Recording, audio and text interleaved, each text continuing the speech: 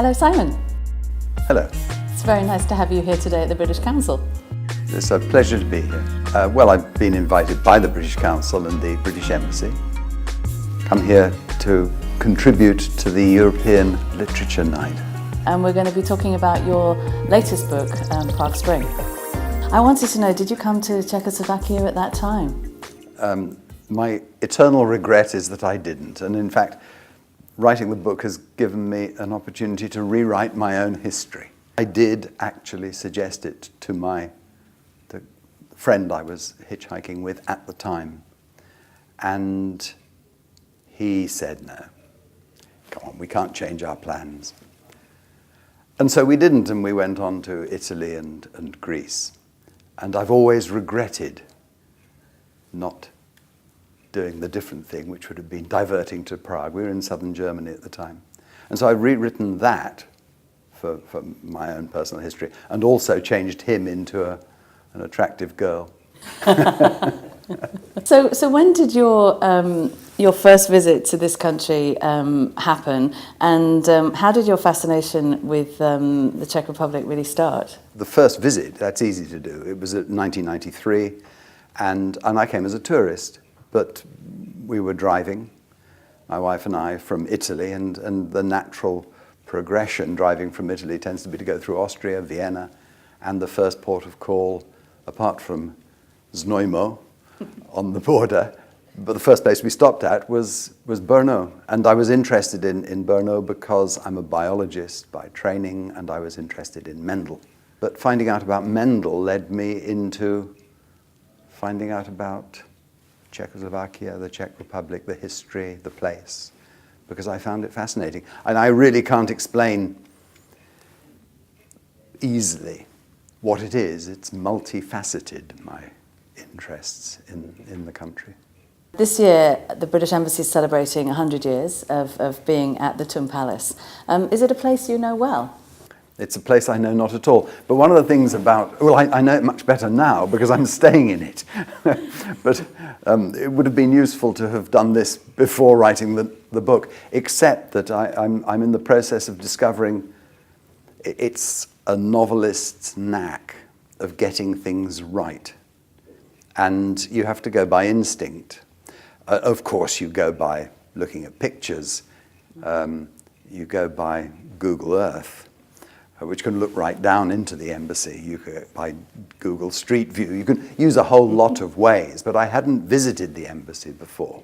I was thinking that, as a non-Czech, it must be quite daunting to publish a book such as Prague Spring, which is set during such an important time for this country. Yeah, I was very aware of that as a problem, because it's recent. I was very much aware that I was writing about times that are known and remembered by people who are still alive, people of my sort of age.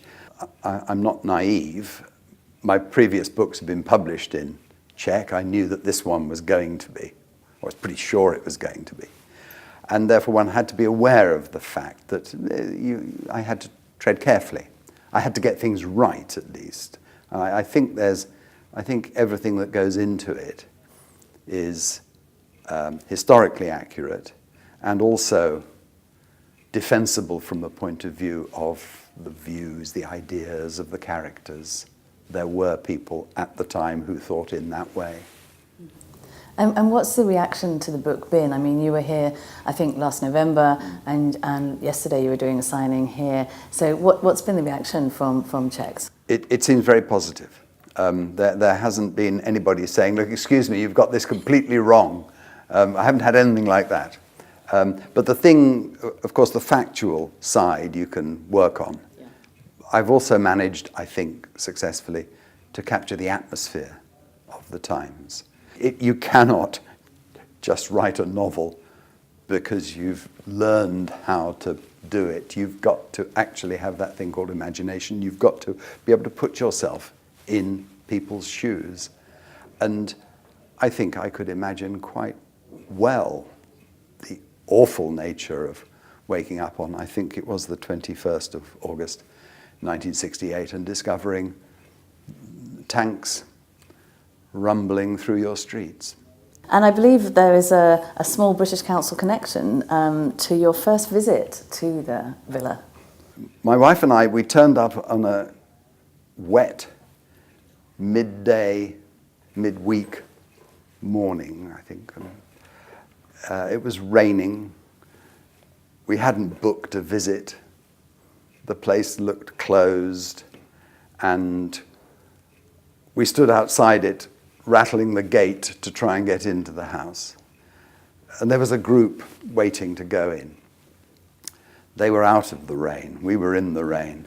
And as we sort of went away, giving up, because it was obviously not going to be open, we were expecting a ticket office and that sort of thing, somebody called from the group to say, if we would wait a bit. He was trying to persuade the person in charge to let us in, to join his group. He had a already booked special visit. That first visit captured your imagination when you saw the glass room, when you saw the villa, and led to the book. It is a most extraordinary experience. Every time I walk down the stairs into the room, the living space, I get the same feeling. So it hasn't worn off, but I remember vividly the first impression.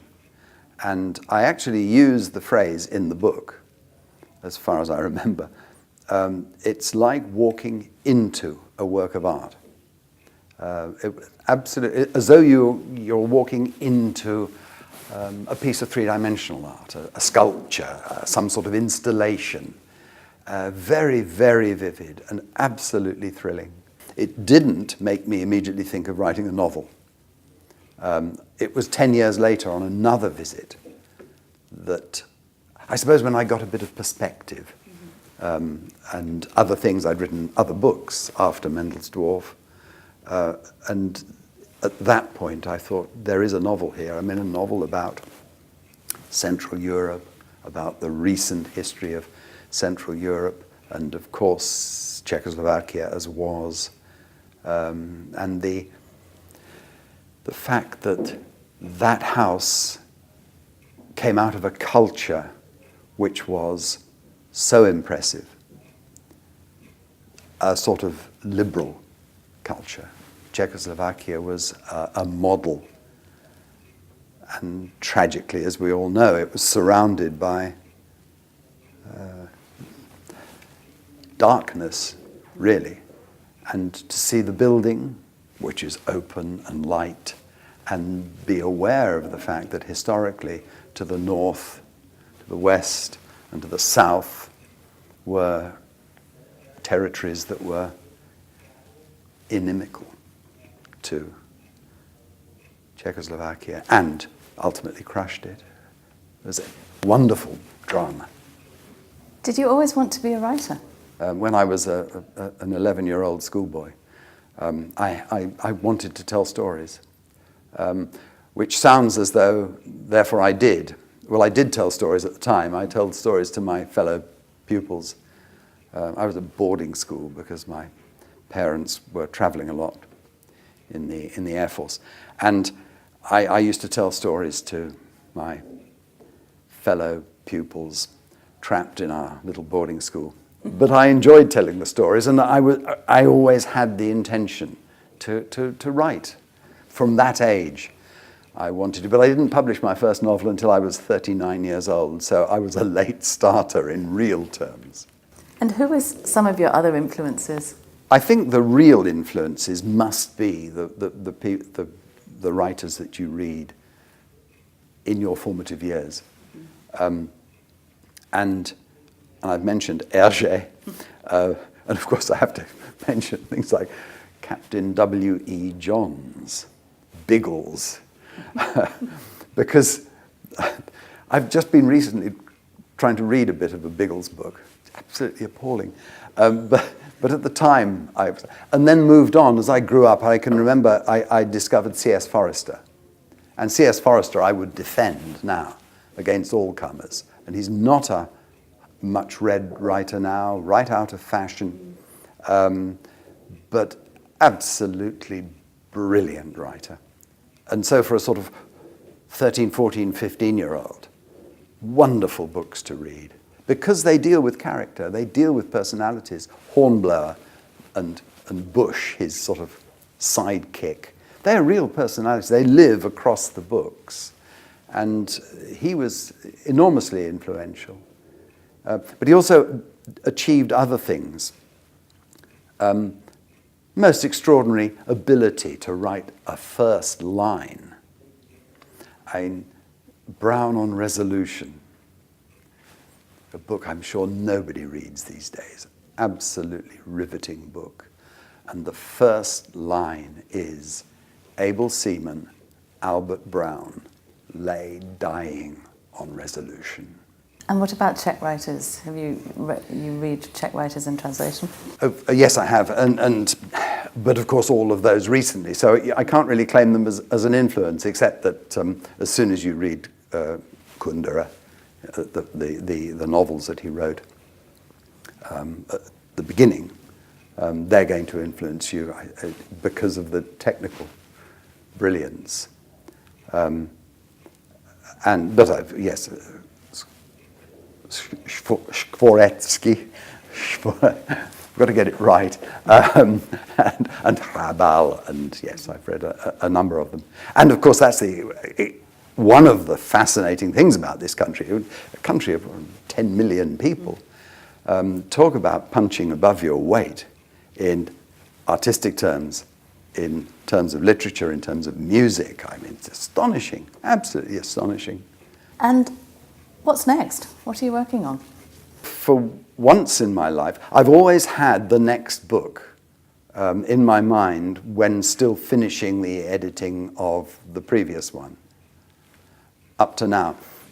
Maybe this is because I've run out of personal experience, because I have used aspects of my personal history in many of my books.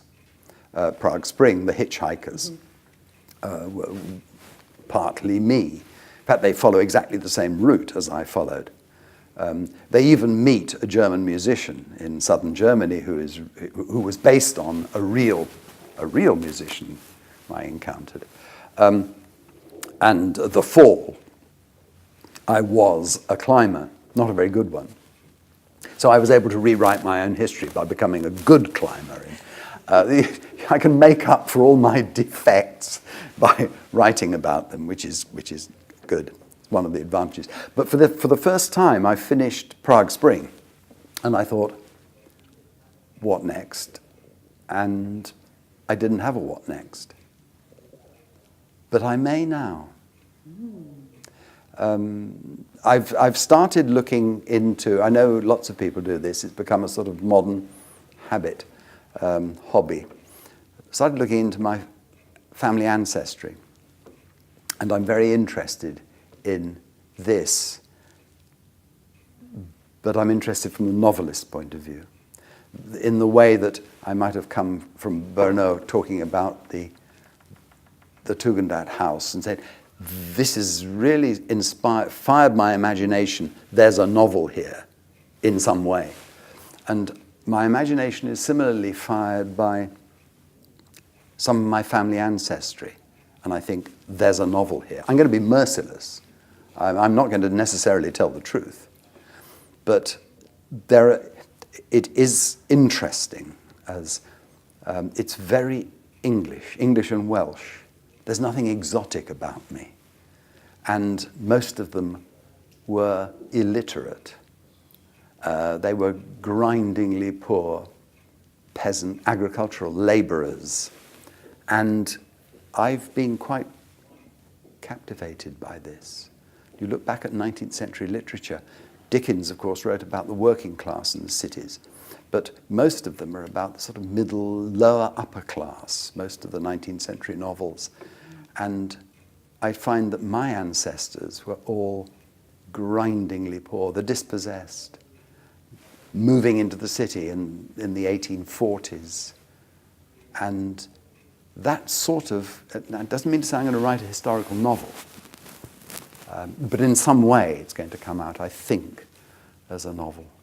Perhaps when you write the novel, you can weave some Bohemian and Moravian ancestry into your... You're going to create a work of fiction. One of my ideas was the possibility that the bit of the family called Bloch, B-L-O-C-K, was actually Bloch, B-L-O-C-H, and I saw them as being Jewish refugees from Central Europe, and I thought, oh, what I'm going to discover is that they came from Prague or Brno or something, and I'm going to get that shiver of, my goodness, that is where my interest actually comes from. Absolutely not. There is no trace of that at all. They're certainly not Jews. They were miserably poor Suffolk agricultural labourers, the Blochs. They might have come in the 17th century from Holland, but nothing exotic, I'm afraid. And we look forward to reading the next piece when it eventually comes out. It might be years, I don't know. I would ask one more question about your hobbies, music possibly. Music? Yeah, what are your hobbies? Interest, not a hobby. I can't do it. I can't do it. You're being busy writing. I am musically illiterate, but I listen to it. You see, people read and they say to me, "Do you speak Czech?"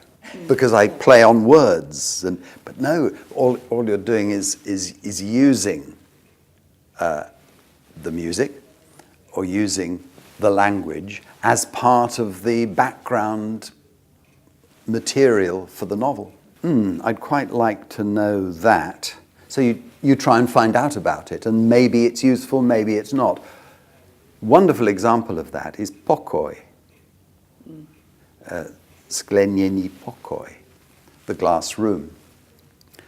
And I wanted a translation of the glass room into Czech, and I got that phrase.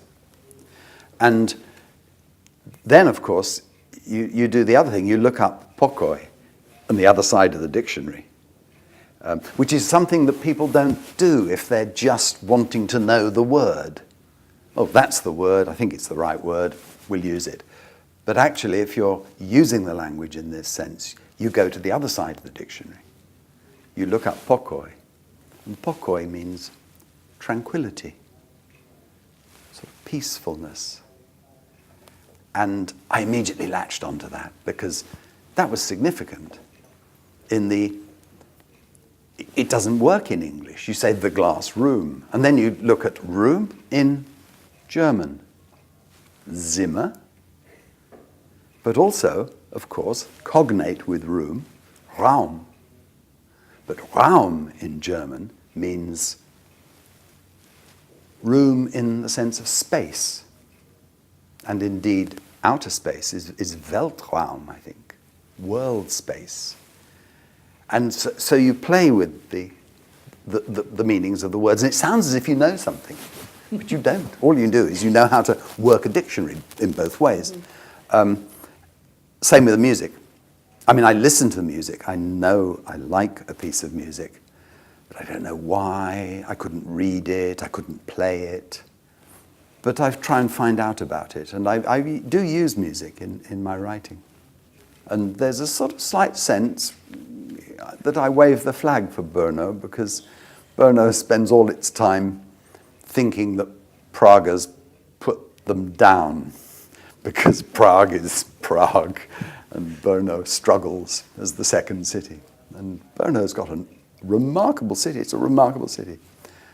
Produced some remarkable people, including Milan Kundera.